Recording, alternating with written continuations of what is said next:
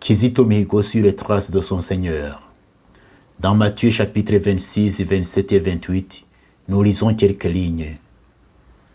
Les gens qui avaient arrêté Jésus l'amenèrent chez le grand prêtre Caïphe, où s'étaient réunis les scribes et les anciens du peuple. Cependant, les grands prêtres et tout le conseil cherchaient un faux témoignage contre Jésus, afin de le condamner à mort. Ils n'y parvenaient point, quoique plusieurs faux témoins se fussent présentés. Là-dessus, on lui cracha le visage, on le gifla, certains lui donnaient des coups. Puis il le fit lier et amener pour le remettre au gouverneur Pilate. Puis les soldats tressèrent une couronne d'épines et la lui mirent sur la tête.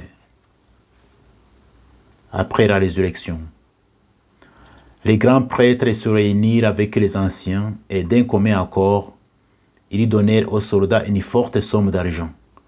Vous direz, leur ordonnèrent-ils, que ces disciples sont venus la lever de nuit pendant que vous dormiez. Si le gouverneur vient de la prendre, nous le calmerons et nous vous tirerons d'affaire. Mais le 6 avril 2014, entre 10h et 11h du matin, lorsque j'étais en voiture avec mon chauffeur, arrivé dans les feux rouges sur la route entre le siège du Parlement et le siège de RDB, RDB c'est Rwanda Development Board, une personne m'a surpris et a ouvert brutalement la porte de ma voiture qui n'était pas bloquée. C'était un officier de police en fait que je connaissais. Il m'a obligé de quitter ma voiture et de monter la sienne. Je suis monté dans sa voiture et sa voiture était conduite par un autre officier que je connais aussi. Il m'a confisqué mon téléphone tout de suite et il me disait qu'on allait voir un de leurs supérieurs qui voulait me rencontrer. Mais on n'est pas allé voir ce supérieur-là en fait. En revanche, nous avons fait plusieurs tours dans la ville de Kigali. Pendant plusieurs minutes, et je finis par être amené au centre de police de Gikondo, communément appelé chez Gachinya. J'ai été ensuite remis dans la voiture et nous nous sommes dirigés vers Kijukiro. Au cours du chemin vers Kijukiro, nous avons été rejoints par deux personnes habillées en civil. Ils sont montés dans notre voiture et l'un s'est assis à ma gauche et l'autre à ma droite.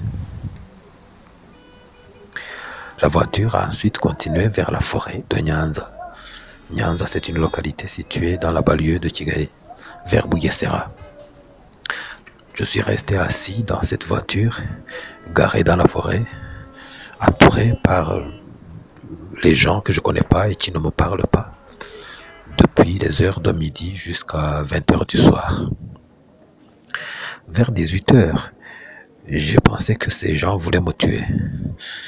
Dans cette forêt, en fait, ils allaient me tuer dans cette forêt et la population, à mon avis, elle allait découvrir mon corps le lendemain, le 7 avril.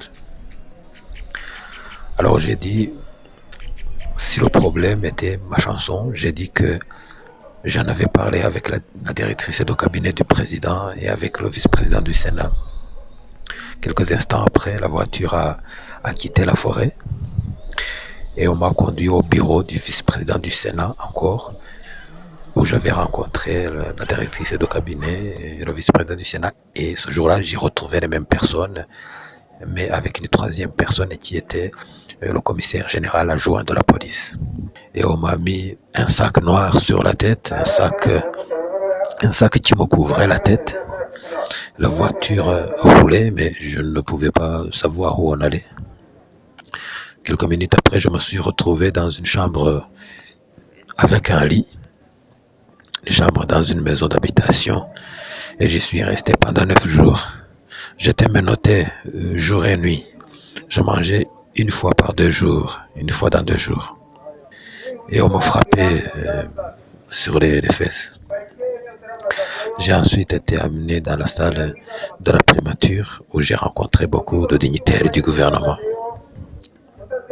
Et aussi m'ont posé beaucoup de questions à propos de ma chanson.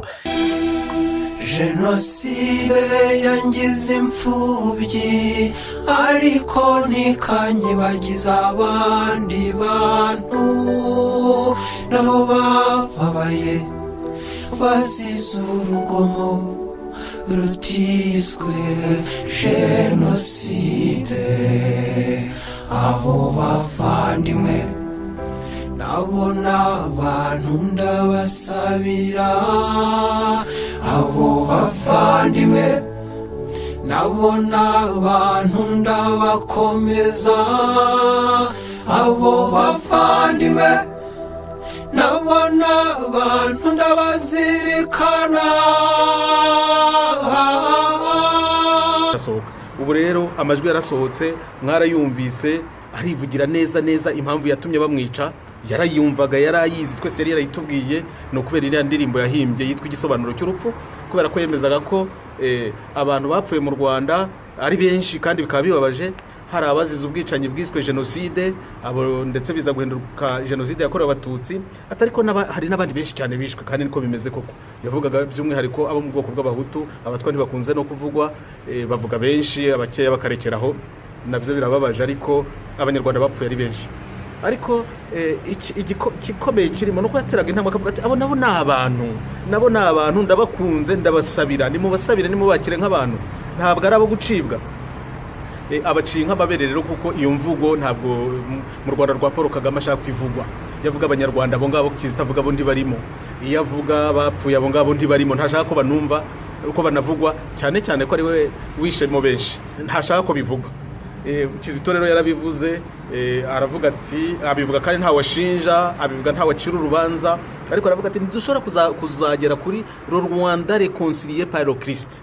Ntidushobora kugera ku Rwanda rwunze ubumwe rwose hari igice cy'abanyarwanda dushyira ku ruhande, hari akababaro tutumva. Reka twumva akababaro k'abanyarwanda bose, niho tuzabasha kurenga ibidutanya, hanyuma twubaka u Rwanda. Kizito rero akomeje kuvuga cyane.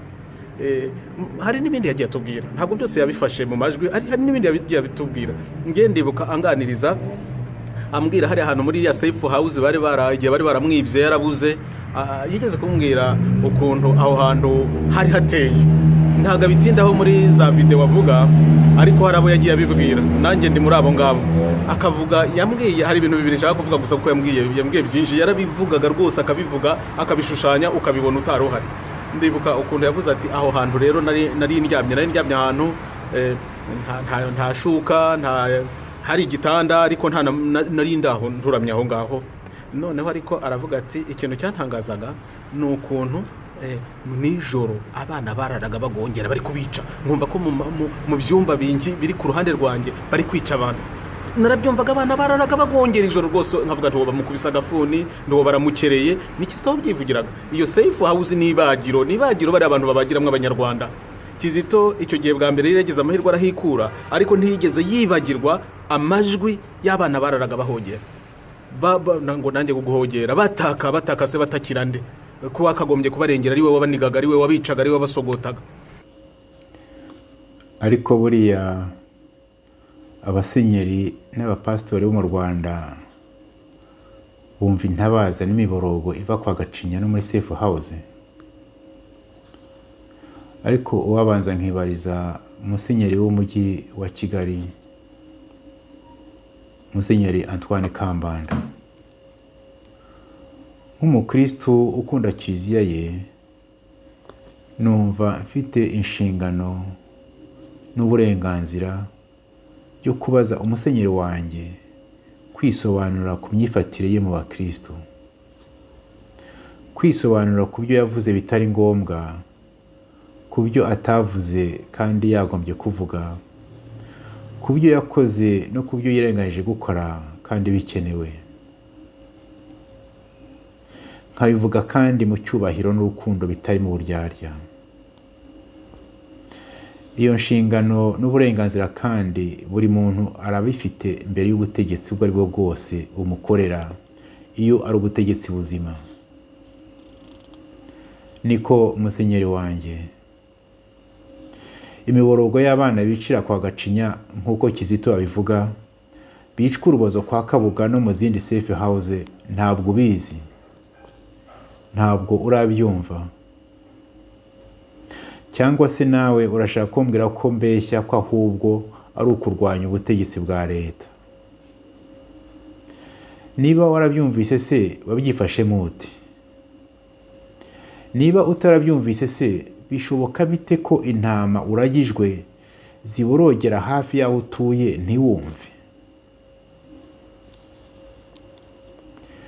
Mu mezi yashize nagejeje ako kababaro kanjye k'umwe mu bakuru b'irindi torero aho mu Rwanda. Agiye kunsubiza arambwira ngo ibyo mvuga ni amatekirangoyi y'ibipinga byo muri opozisiyo birwanya leta. Urumva ko urugendo ruracyari rurerure. Nyakwigendera Kizito Mihigo yashyize atubwira ati le message est plus important que le messager. Abanyarwanda baracyabivangitiranya. Ikindi kibazo nkwibariza musenyeri wanjye ni iki? Hirya no hino muri Kigali barasenyera abakene batagira epfo na ruguru.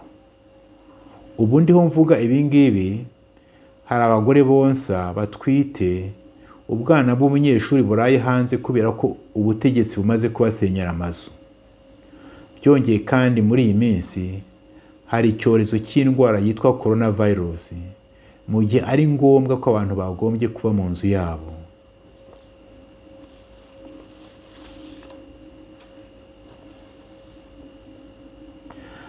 Kuriya gusenyerwa kw'abaturage urabizi, warabyumvise, urabishyigikiye. Musenyeri, dukeneye ijambo ryawe. Dukeneye kumenya aho uhagaze nk'umushumba wacu. Turabizi ko mu kiliziya wigisha urukundo, na Caritas Katolika iha imfashanyo abakene n'abatindi nyakujya. Ariko dukeneye ko imbere y'ariya matongo bamaze gusenya, dukeneye ko uhajya ugahura n'abariya bana n'abagore barira babuze epfo na ruguru. Imbere y'indembo n'imbunda z'abapolisi zibateye ubwoba, bakabona iruhande rwabo umubyeyi wambaye amakanzu yera ubahoza kandi ubahumuriza. Wigira ubwoba, jya hanze abantu bakumve bakubone. Wivuga ngo ntiwivanga mu bya politiki, ariko urukundo ruri hejuru ya politiki. C'est la politique qui doit s'agenouiller devant l'amour, ce n'est pas le contraire. Urukundo ruzima ntirutinya politiki. Bien sûr, ntituyobewe ko ibibazo sociopolitike byo mu Rwanda ari ingorabahizi. Bizabasaba kubyivurugutamo, ariko ntibizabanduza mu gihe muzaba mufite urukundo rutavangura. Kandi sinzi niba uyibona bihagije, abanyarwanda bose ari abari hanze ari abari mu gihugu, bose bakeneye, bafite inyota y'umuyobozi ubafitiye urukundo rutavangura. Ugomba kuvuga ijambo rihumuriza abanyarwanda bose, ari abari hanze ari abari mu gihugu, abahutu n'abatutsi. Kubona ijambo rihumuriza abanyarwanda bose, iryo jambo kuribona ntibyoroshye.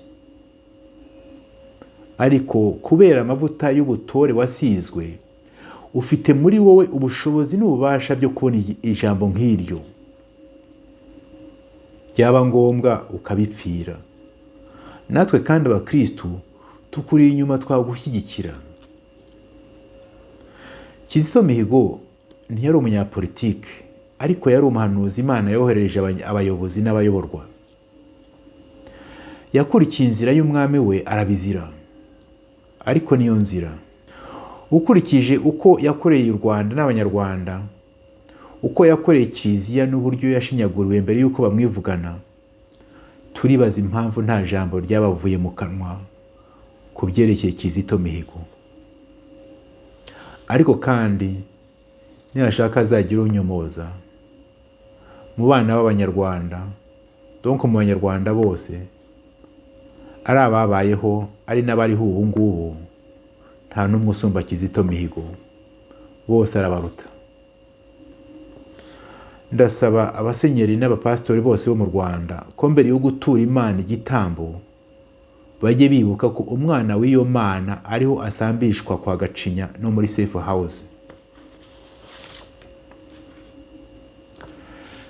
Noneho reka mbaze ba ambasaderi baba i Kigali. Ndazi ko muzi amarorerwa abera kwa Gacinya no muri Safe House. Nta kuntu mutabimenya. Abasumyi b'urusaku banyu, Mossad, CIA, CIS n'abandi bamenya aho umuturage wo ku isi hose yaraye n'icyo yarariye. Nta kuntu mutamenya amabi abera mu Rwanda. Gusa muraceceka kubera inyungu zanyu muri Kongo. Muraceceka ariko Imana izavuga. Mufunga amaso kugira ngo mutabona akarengane ariko Imana irareba. Mufunga amatwi kugira ngo mutumva induru y'abana bazira akarengane ariko Imana irumva. Yoherereje abanyarwanda bahanuzi, abagome bababicira mu maso yanyu, ntimwavuze induru. Uwanyuma muri bo ni Kizito Mihigo. Bamwishe urubozo mureba, ntimwakopfora. U Rwanda ni indorerwamo y'isi. Uzahasanga abakire bagashize n'abatindi nyakujya. Uzahasanga urukundo rutagira umupaka nk'urwo Kizito yerekanye. Uzahasanga ubugome butagira umupaka nk'ubw'abishi be. Uzahasanga umururumba w'iby'isi uteye ubwoba ugaragazwa na bampatsi ibihugu barekereje imbere y'ibinombe byo muri Kongo. Ntabwo bashaka kumenya ko bari abana bicwa n'inzara cyangwa bapfira kwa Gacinya bafite agaciro karuta tone za koruto. Utazi isi azitegereza u Rwanda. Ntibizabatangaza Imana yemeye ko agakoko coronavirus kaza kagakora amahano ku isi hose. Ni ikimenyetso. Ufite kukisobanurira uko ubishaka ukurikije imyumvire n'imyemerere yawe. Ariko jyewe byatumye ndushaho kumenya ko burya Imana ari abandi bantu. Dieu c'est l'autre.